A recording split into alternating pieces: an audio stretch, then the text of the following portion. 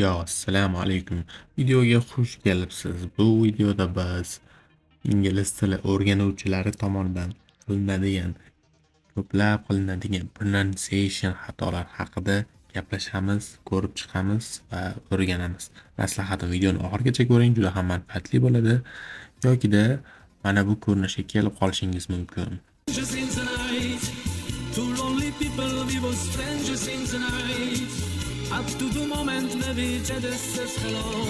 Little did we know. Albatta bu hazil. Qani unda biz boshladik.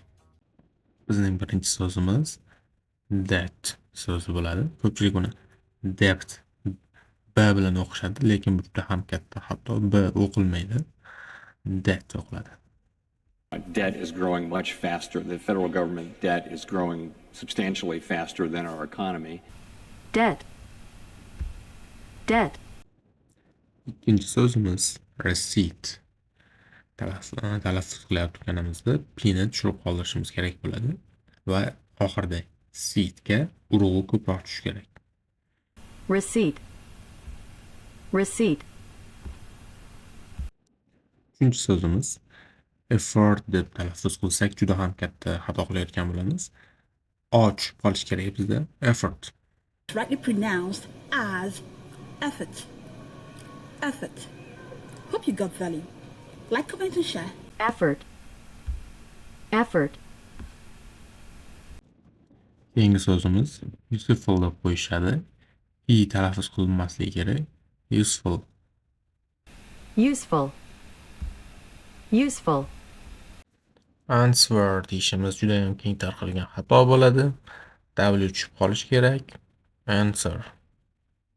Answer ga o'zgaradi shunda. Answer. Answer. That's the best damn answer I've ever heard.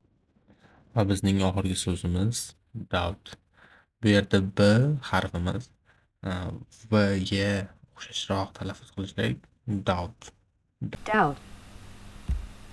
Doubt. Doubt. What doubts do you have about yourself internally? Videomiz nihoyasiga yetib qoldi. Biz esa 6 ta yangi so'z voy 6 ta ko'p holatlarda noto'g'ri talaffuz qilinadigan so'zlarni to'g'ri talaffuzini o'rganib oldik. Sizga foydali bo'ldi deb umidlar qilaman.